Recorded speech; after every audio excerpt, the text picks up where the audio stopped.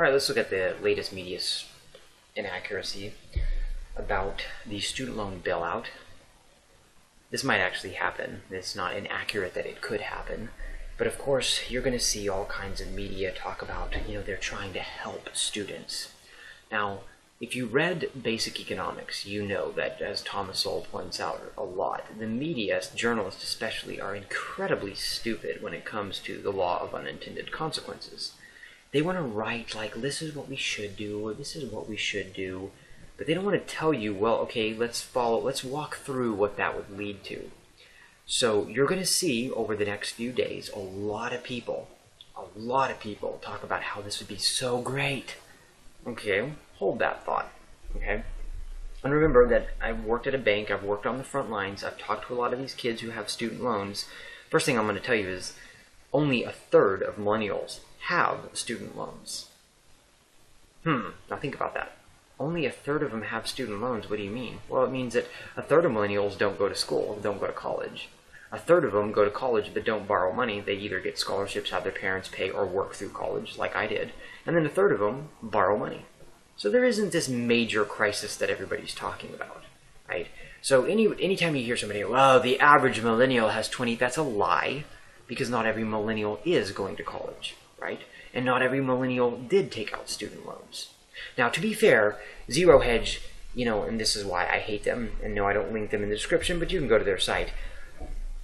The thing about it is they're playing both sides, right? They're talking about the student loan crisis and making it sound worse. It's not that bad. But then they're turning around and complaining about any solution that's thrown out. Look, if you complain about a crisis and then you complain about this proposed solution, bureaucrats aren't going to actually solve the problem. The student loan crisis is a good thing because what it's going to do is it's going to force the students who do borrow to think about what they're borrowing money for. We'll get into that in a second. I want to highlight this, though. This is supposedly from Zero Hedge about a student bill of rights. Whether this is actually true or not is debatable. But notice the third point. Every borrower has the right to an affordable payment plan. Listen very carefully to this story. And this is not uncommon, though this was one of the more crazy exceptions. One of the individuals I spoke with when I was working at a bank, who was a customer of mine that I did not want long term, had almost $300,000 of student loan debt. And he was working on his 6th degree. And his point was, after you get to $150,000, who cares? You're never going to be able to pay off the debt anyway. I mean, so he had been in school, at least according to him, I don't know if this is true, because I don't even know how you can be in school this long, for 11 years. 11 years, over $300,000 in student loans, not paying it back. And he had gotten some scholarships too as well.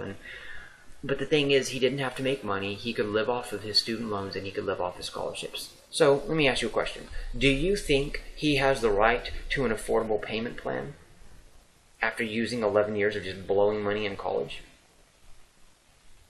and getting his 6th degree? Remember, he's not working. Do you? I mean, do you think that's true? Is this person the same as there was a couple on LinkedIn that talked about how they paid off over $100,000 in student loans? It sounded like they both had $100,000 together. It wasn't each of them had $100,000, but they both had $100,000. They paid it off responsibly. Do you think that this individual who's getting his 6th degree and $300,000 in debt is equal to the people who, that couple who probably had $50,000, let's say, each of them, and they paid it off responsibly? Total of $100,000? Do you think they're equal? I don't think they are. I think the behavior, one of the people is gaming the system intentionally, and if there was no bailout for him, he would literally be a slave to his own stupidity for the rest of his life, right? Oh, he would try to get attention, and I guarantee you the media would love to tell his story. Well, he didn't know. But when he was talking to the bank, he sure as heck knew what he was doing. Right? So, and by the way, if you think that you're going to get this 4th point from bureaucrats, yeah, let me tell you, you're not, but you can tell me how well that works out for you. These are not equal people, right? Some of these people are gaming the system, and they know they're doing it. And then they're able to complain and get you to bail them out. Okay, interesting. So, meet the law of unintended consequences. If you reward bad behavior, guess what's going to happen? You're going to get more of it.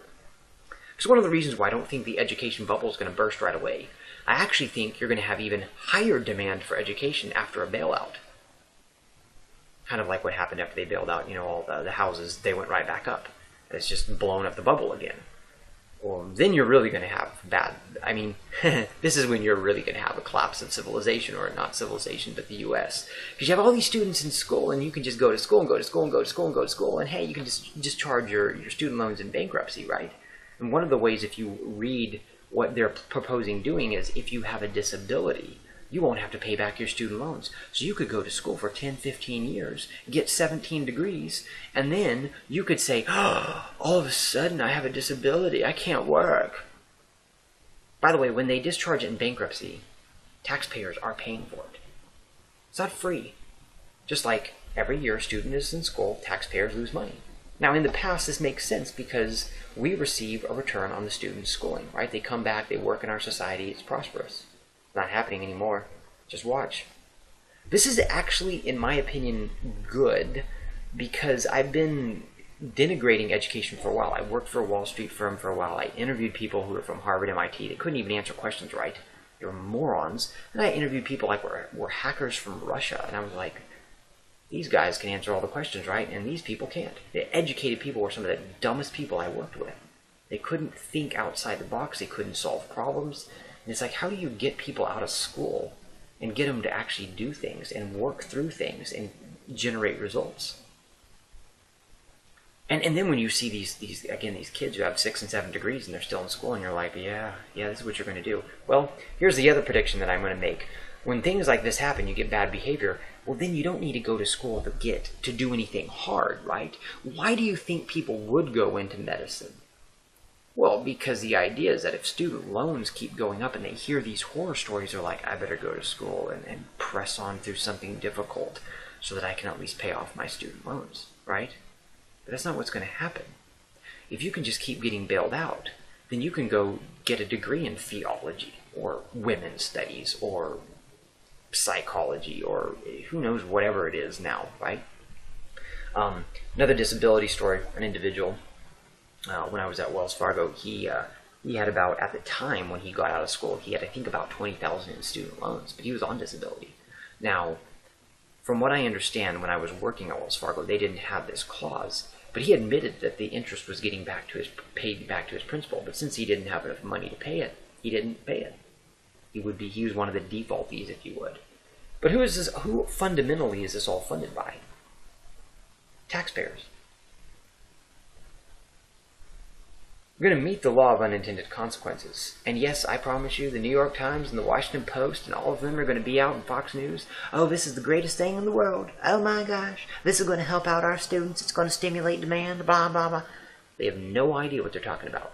You're rewarding bad behavior. You reward bad behavior, you're going to get more of it. Actually, you start to get even more bad behavior in terms of the degree of bad behavior. And again, if you think that all borrowers are equal, I can tell you, even when it comes to auto loan borrowers, not all of them have a right to an affordable repayment plan. Same thing with homeowners.